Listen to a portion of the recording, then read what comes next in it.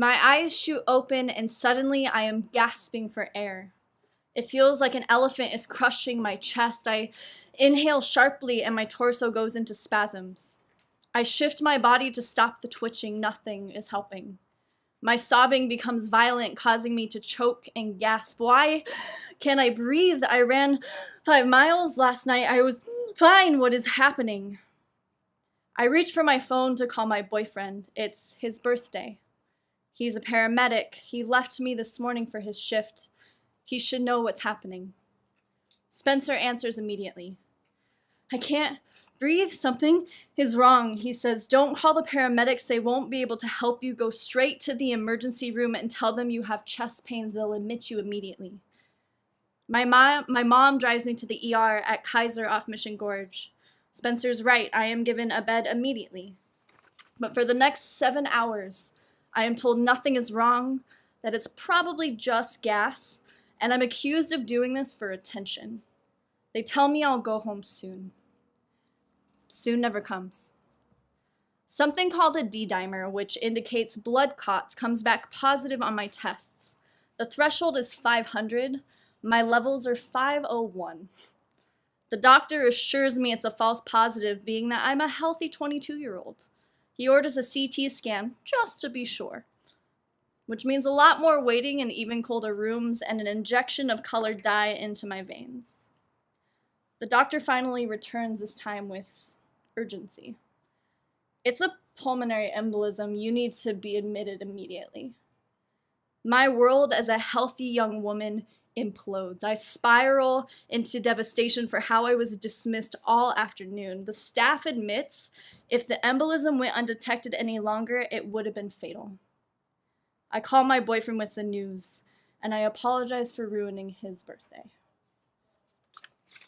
Every day for 3 months, I visit Kaiser for blood tests to regulate my INR levels.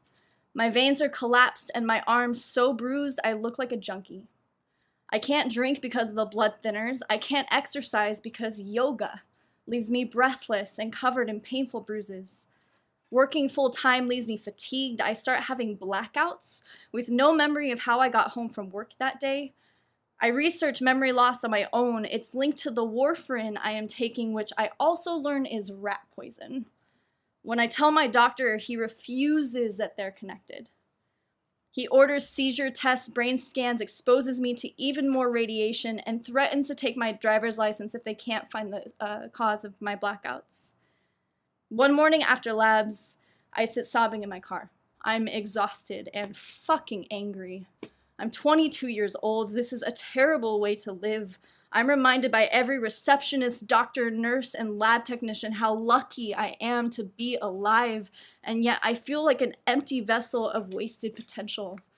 I'm trapped in a failing body that should be carrying me through the best years of my life. I call out sick from work, which I never do, and I drive home instead. I dig out a journal I started when I was 17 years old. Inside is a bucket list of 100 things. Jump out of an airplane, backpack through Europe, sleep in a tree in the rainforest, slow dance on a glacier, teach English to a Buddhist monk. Far-fetched as they are, I am reminded there's so much I dreamed I would do. And at that moment, I became the yes woman. I jumped out of the airplane. I started performing stand-up comedy. I rode in a hot air balloon. I even got a job as a karaoke host despite being tone deaf, because why the fuck not? On December 16th, 2012, I saw a post in the comedian's Facebook group from someone named Guam Felix. I need 8 comics that want to be on Let's Make a Deal with Wayne Brady in Hollywood. I'd never heard of the show before, but that sounds awesome. So with zero inhibitions, I drove to LA at 4 a.m. 4 days later to join a man I knew only from show flyers on the internet. In a scramble that morning, I pulled on bright green leggings and a green tunic from a Peter Pan costume I wore for Halloween. I found a Christmas hat with elf ears glued on that I think my mom bought from a gas station. So I'm dressed as an elf standing on the corner of Sunset and Van Ness in Hollywood. A homeless man is pissing on the brick wall next to me, and I have to remind myself I am the spectacle In this situation, not him. I was feeling insecure about the spontaneous decision, questioning my sanity and my safety. Suddenly, I see this jolly Asian man dressed as a court jester, waving excitedly my direction. Guam's bear hug and joyous energy flooded me with relief for trusting a total stranger on the internet. The line for ticket holders was already wrapping around the gates of Sunset Bronson Studios. As we walked to the end of the line, my cheeks felt flush seeing identical costumes to what I was wearing. There were about 10 other elves and a few Santas. Real fucking original, Haley. Come to a Christmas taping dressed as an elf. You really nailed this one. Fuming with embarrassment, I realized we hadn't been joined by anyone else. So, how many other comedians are coming? He tells me I am the only person who followed through. Which meant we were in this together, two strangers dressed like imbeciles, freezing cold in a line of costume-clad contestants, hoping for their 15 minutes of fortune, I guess. I decided to embrace the day for the wild ride it was turning out to be. We checked in with the studio staff, were given a number and a name tag, and corralled into a room with empty chairs. Show producers sat at the front with their backs to us, interviewing groups of contestants. State your name, where are you from, what do you do for a living? I was too overwhelmed by the observations to be enthusiastic in my responses. There was a woman dressed as a giant stack of Christmas presents talking to a guy in a gorilla suit. There was a hula dancer next to a caveman. I think I saw a Dalmatian do a cartwheel, and there was most definitely a giant chicken. So once we entered the studio, it became a sea of dancing, twerking, twisting, flailing costume bodies. This is the part I didn't know or expect. Those commercial breaks on television are actually wild dance parties.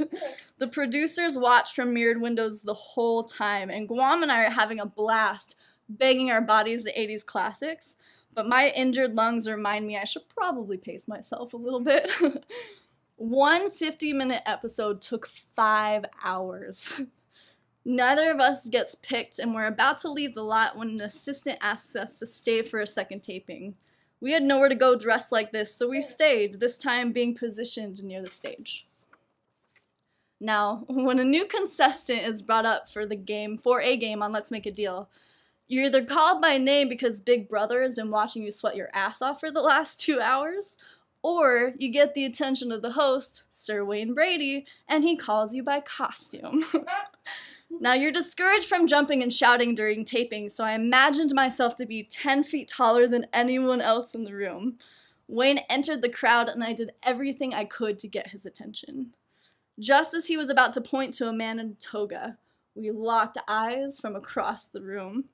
And it must have been Christmas magic, but his finger whips my direction, and Wayne Brady says, "Elf, come with me." Have you ever blacked out because so much adrenaline is coursing through your body? I have a vague memory of what happened, but I do know some basics.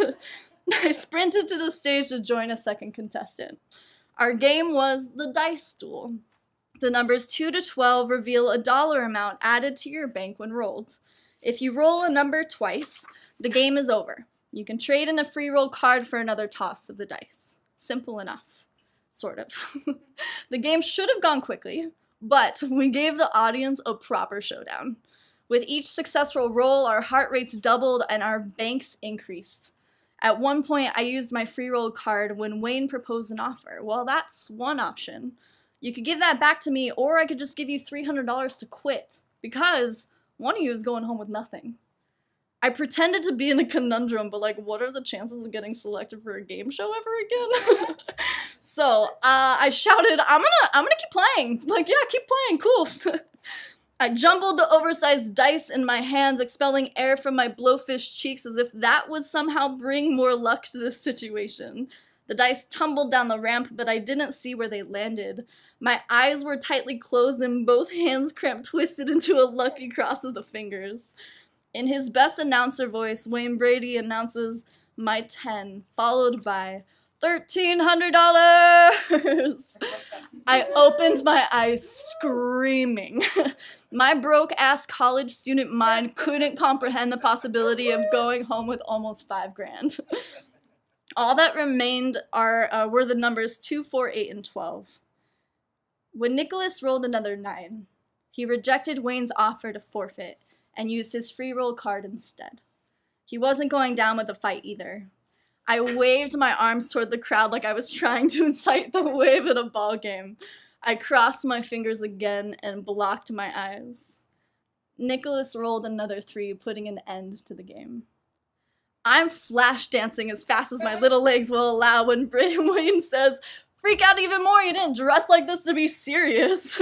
So I let out the most sincere scream I didn't even know was possible within my little body. Then came the twist. He offered me curtain number 3 if I gave up the money. I looked to Guam and he's rubbing with his fingertips, and I knew he was right. I'll take the money. I will take the money. And good thing, because the prize was a piece of shit paper mache vacuum cleaner, better known as a zonk on the show. Right? We cut to commercial break, and immediately Wayne disappeared from the audience, or from the studio. No audience interaction, no congratulations, just poof, gone. And as soon as I sat down, all color drained from my face. Everyone around me was electric, but I was exhausted, overwhelmed, and I felt like I was about to be pumped. I don't remember anything else from the taping. All I could think about was which debt I should pay off first. I was escorted to a shaggy office to sign an NDA. You're not allowed to tell a single person about the results of the show until it airs, and you have to wait 6 weeks after that to receive your prize. I had $4,600 coming my way, but I had no idea when that would be. Guam and I stopped somewhere for a burrito, and I checked the balance in my account. I had $62 to my name. I was both the poorest and the wealthiest I had ever been, and it made the sinking feeling even worse. When I got back to San Diego, I had to tell someone. My best friend Jimmy was always the person to support my craziest ideas, so I told him I wanted to travel instead of paying off my debt. Unfazed, he said, "Where would you go?" Having never left the country, I'm from East County, by the way, the first person to cross my mind was a foreign exchange student I met in college. I think I'll go to Germany. I went home that night and booked a one-way ticket to Frankfurt. The episode finally aired on April 17th, 2013, the day before the anniversary of my pulmonary embolism. I traveled to Heidelberg for my 24th birthday in July, as well as Paris, Amsterdam, and Dublin. It was the backpacking trip to birth the world traveler I am to this day. 2 years later, again with Jimmy's encouragement, I dropped out of my last semester of college, sold my karaoke business, and studied orangutans in the rainforest of Sumatra. When I returned home from my travels, I met a woman who suffered from a pulmonary embolism on the exact same day 2 years before I did. Bonded by our tragedy, she invited me to Myanmar to shoot a documentary on Buddhist nuns. 2 years after that, in need of intense healing, I returned to Sumatra and then Myanmar. And in a hot air balloon over the temples of Bagan, a man named Jimmy, who wasn't supposed to be in my balloon, would introduce me to the love of my life a few days later. There was no way for me to understand the magnitude of what that pulmonary embolism set into motion. The last 8 years is like a single string and a roll of yarn tossed over and under and around every hurdle, battleground, tragedy, peak, and plateau. Above, it appears to be a tangled mess, but when I follow that single thread, I realize it never snagged. It was never not intact between this exact moment and the one in the hospital bed 8 years ago. Everything was leading me right here. It shouldn't have taken death for me to make my wildest dreams come true, but looking back on this moment now, I am so fucking grateful that it did. Thank you. Hey, we want